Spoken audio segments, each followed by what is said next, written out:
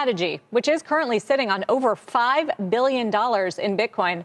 Stock seems to be mirroring some of the moves in the popular cryptocurrency. So what is MicroStrategy's long-term crypto plan? Joining us now, Michael Saylor, founder and CEO of MicroStrategy. When I think of Bitcoin enthusiasts and mega believers, Michael, I think of you. Does your faith ever get shaken, especially during these very volatile periods where Bitcoin has had a steep sell-off? No, in my entire career, I've never seen anything as compelling and unstoppable as Bitcoin. I'm extraordinarily enthusiastic. There are 8 billion people on the planet that need digital property, and Bitcoin is the dominant digital property network. So if you zoom out and you ask the question, how are you going to provide economic prosperity to billions of people at the speed of light over a computer network? There's no better idea than Bitcoin. We'll dive into that in a moment, but clearly you've put your money where your mouth is. You've issued debt to put Bitcoin on the balance sheet of the company.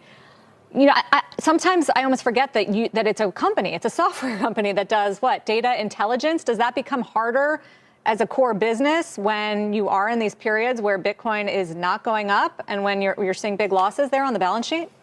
MicroStrategy stock's up by a factor of 4. Our customers are delighted. Our shareholders have made billions of dollars. Our employees are all shareholders in the company.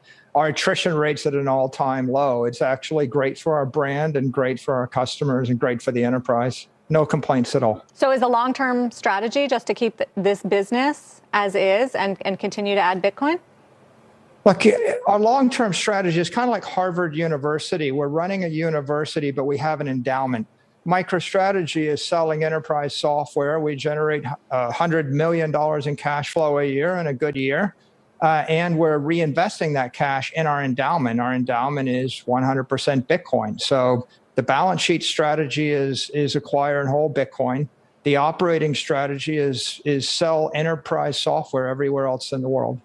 So you mentioned your vision and why you're so bullish on Bitcoin. We just heard from Sam Bankman-Fried, who is welcoming regulation, starting, hopefully, he says, out of the U.S. this year.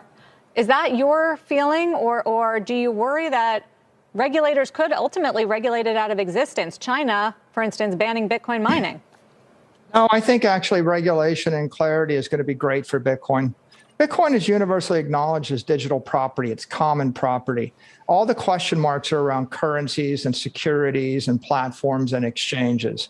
One thing that's clear is everybody on Earth wants to own property. And if you live in Africa or South America or Asia, what property would you rather own than Bitcoin?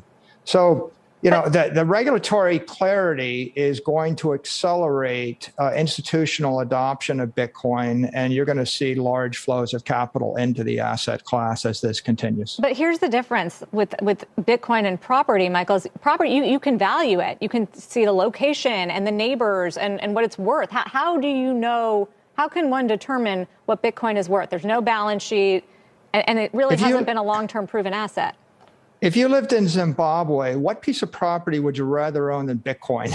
If you lived in Argentina and there's an 80% inflation rate, what piece of property would you rather own than Bitcoin? Well, maybe the U.S. dollar. Actually not. The U.S. dollar is losing 20% of its value a year, and Bitcoin's going up in value every year.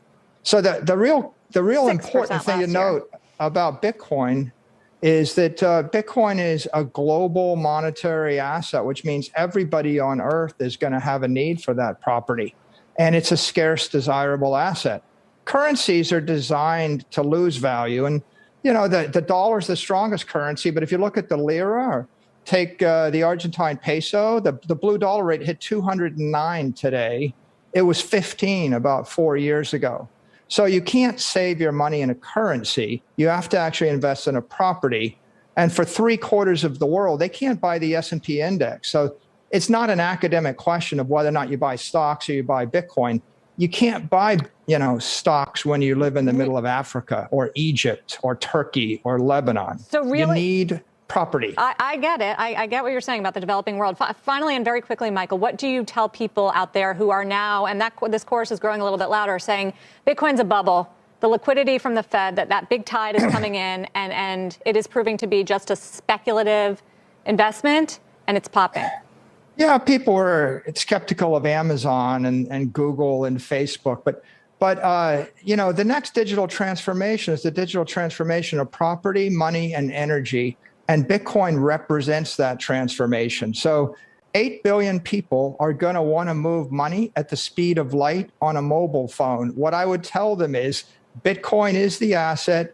Bitcoin is the network to move money at the speed of light.